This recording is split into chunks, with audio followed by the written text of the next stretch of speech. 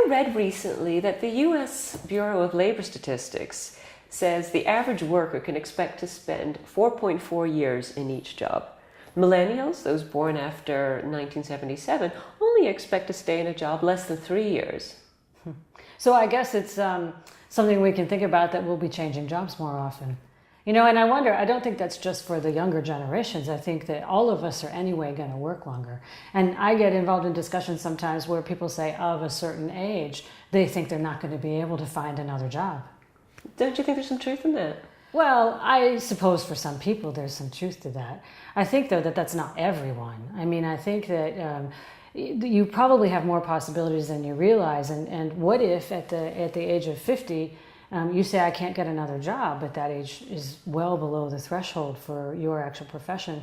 And even if you're not losing a job, if you're very successful, the steep corporate climbers may find that with a little political change at the top of an organization, they have a fairly long cliff that they also go down to change jobs. Do you think you can prepare for those changes? I mean, is there a way to have a strategy to deal with them? Well, this is something that people in the careers research field would call career resilience. And you hear a lot more about this these days. And this is about taking a longer term view of how you're going to manage through career changes as your career path unfolds. Yeah, what do you need to have career resilience?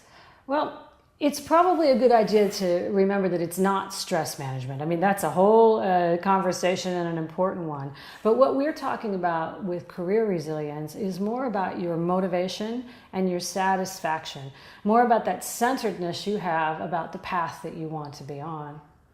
And I think when we really talk about it, we're talking about persistence.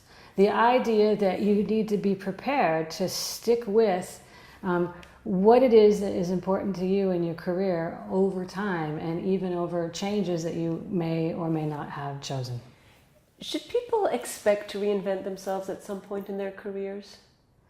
Well, I don't know if everyone will need to reinvent themselves. I mean, career change, even a career change that goes from some huge organization to a very small one, for example, or becoming an artist or whatever you decide to do. This is something that may fit you if, when you look at your experience, you say that it fits my goals, it fits my talents, it fits the next step in how I can use my experience so far. But I think that you don't necessarily have to change your entire career. It may be that you just have to have the courage and the commitment to fight for the career path that you want to stay on, even when the options aren't obvious right now. Well, what advice do you have for someone who is going through an upheaval in their career? I would first suggest to try not to look at it as an upheaval. Try to look at it as normal. And I know even when I say that, that's not the easiest thing to do. But if we can look at the process as normal, that career change is going to happen, and see it as something that we can work through, then maybe we can develop that inner strength so that we have the courage and the stay-to-itness to look at it as a creative process, to look a little bit wider at what our options are, and that can sometimes clear your view. Having said that, I don't think it's always easy, and I do realize in any career change, there's some discomfort, there's often disappointment. I think often there's a lot of financial stress. I mean, that's the reality.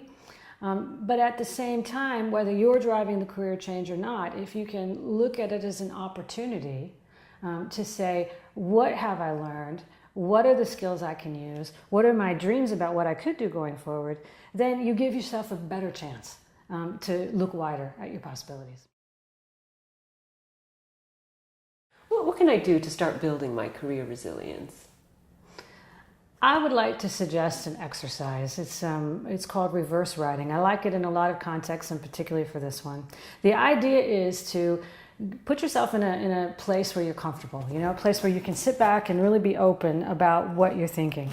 And then imagine yourself for a minute being older than you are now, let's say after retirement, 75 or 80, and write down for yourself 2 phrases, fill in 2 phrases. Write, Dear Joe.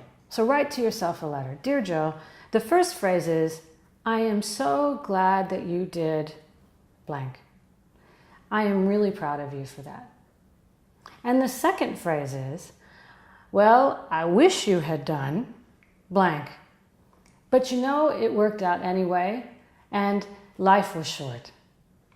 And when you filled out those phrases, see what it tells you.